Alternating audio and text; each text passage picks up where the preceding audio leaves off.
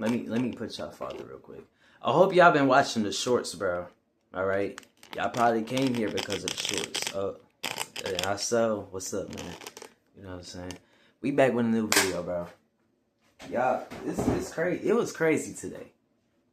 I'm gonna just say that, especially when I was trying to get my pizza, bro. Yeah, I'm gonna just say that. Let me put y'all back more. My bad.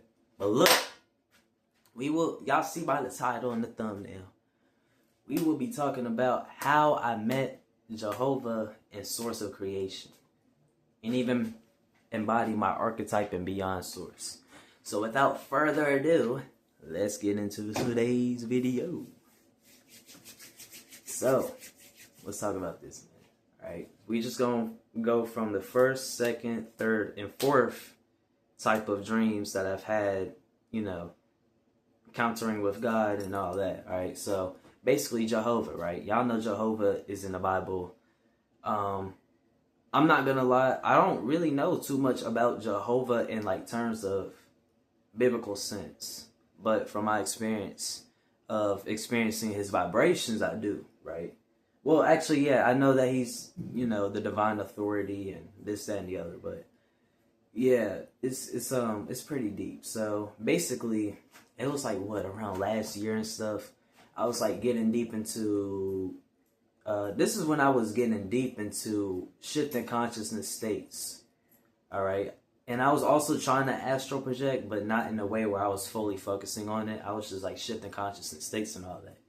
Between like 5D, 6D, Akashic records, you know, etheric planes and astral realms, stuff like that. So it's like I had realized, right? I had realized that I was, not only did I have the frequency of Jehovah within me, but I was also the frequency of itself, or else I would not be able to have the frequency in general, right? And I also realized that when it came to source, and also even beyond source, and the name for beyond source, when I realized what the name was. So yeah, basically Jehovah, right? The only way I was able to even have these dreams, because these dreams, I didn't see them as beings, right? I didn't see their vibrations as beings. I saw their true vibration just in an image form because I was connecting with the astral at the time. And the astral helps with imagery, right? So not only did I connect it with imagery, but also shifting my energetic state to it with my etheric body and stuff.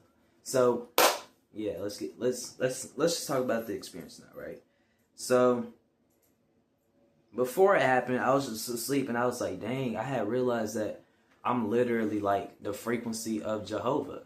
You know what I'm saying? Like, I'm literally, not just me, but also other people. We all are literally Jehovah in a sense where we can actually be Jehovah fully. You know what I'm saying? But we just don't choose to. But thing is, most people might think that Jehovah is a being or an angel or a God. And you can look at it as that, but it's really just the energy, right? It's really just the energy. Also, kind of like how source of creation is literally just energy, which I'm going to explain how and why. So, you know, I'm in this dream, and I see a text with the name Jehovah, right? After I had embodied the fact that I am and have the frequency of Jehovah, and yeah, so on. So I see the white text in front of my face. I think I said screen. If I said screen, my bad. It's in front of my vision, right?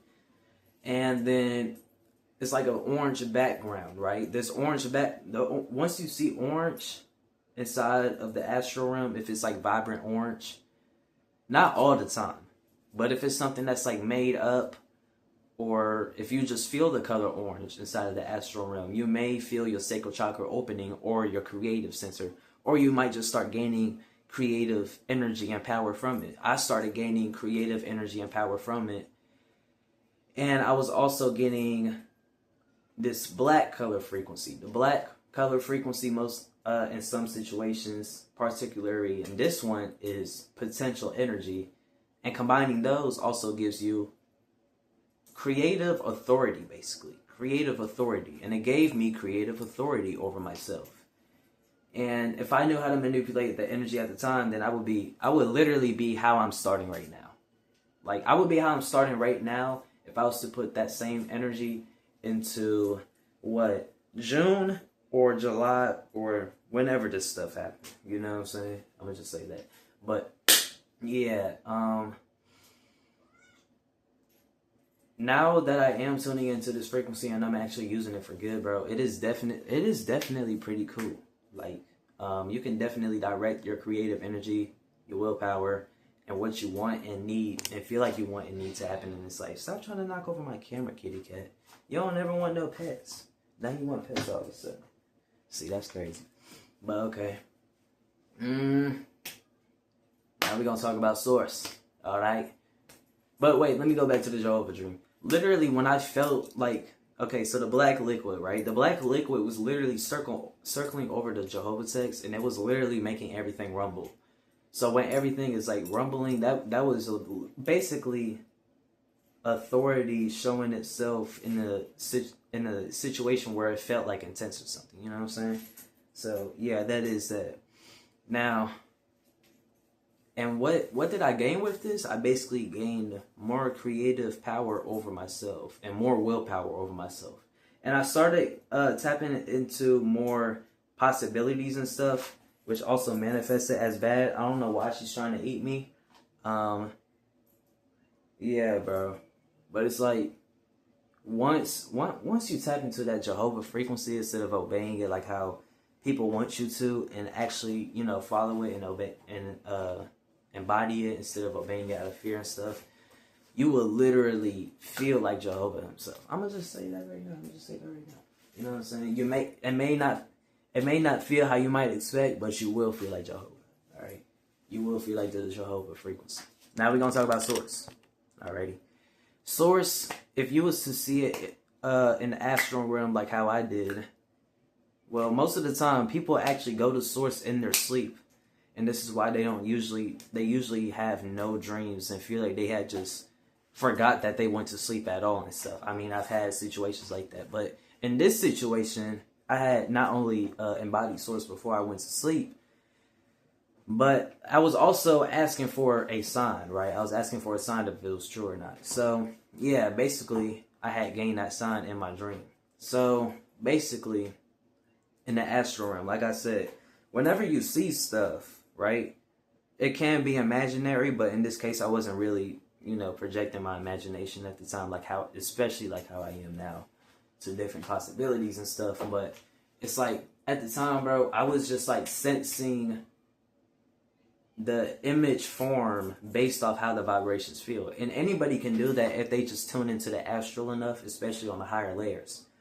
Because, like, you know, source of creation, it's literally everything, right? It's literally everything. But if you was to actually feel what the origin of source is, not the origin of source, but like just what source feels like everything, what everything feels like, it will, and if you try to get a visual representation on it, you'll basically end up in the astral realm, and then, not end up in the astral realm, but you'll gain an astral vision that basically gives it that imagery to show you what it looks like.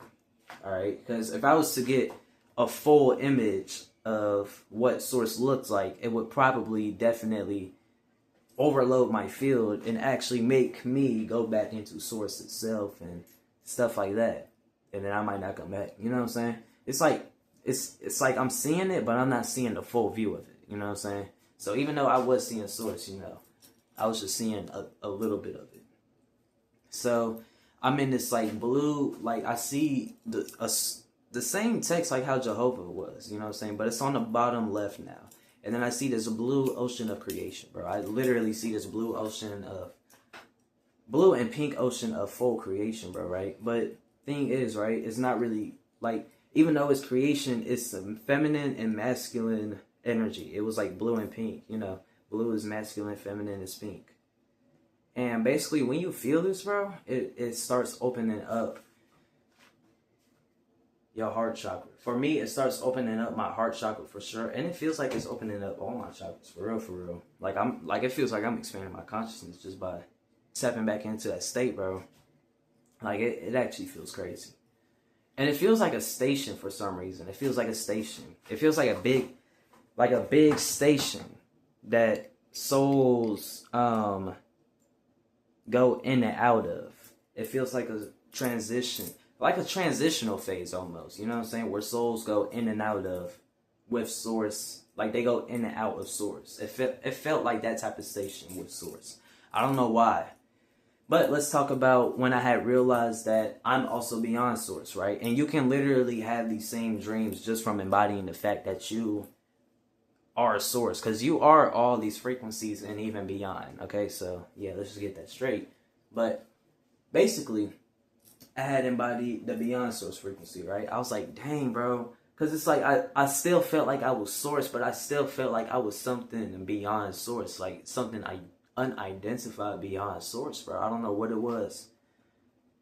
But then I gained that same ocean, like, okay, so I see this text, but it said I'm not source, right? And basically,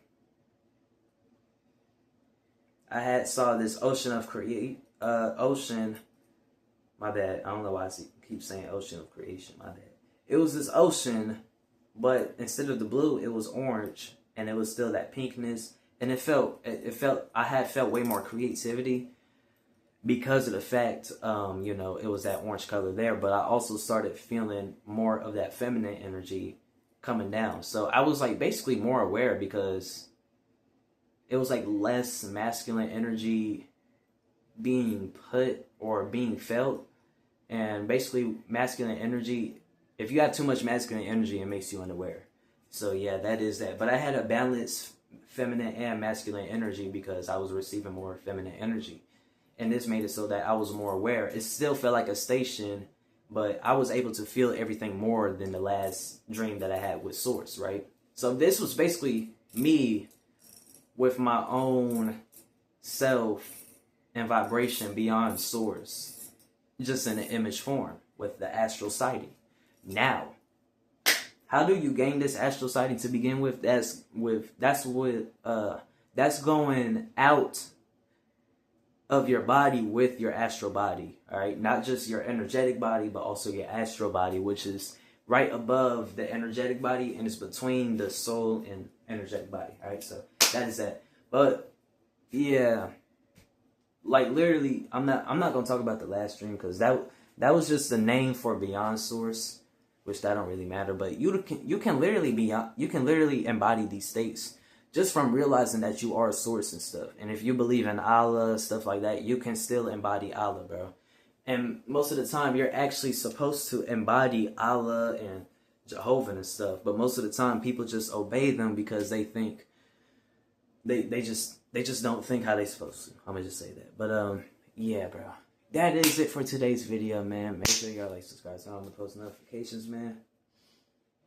Just know if you do tap into these states, bro, you better know how to control your energy because, yeah, they probably will come attacking you. The demons will come attacking you, which I'm gonna have to make a video on that soon. But peace out, y'all.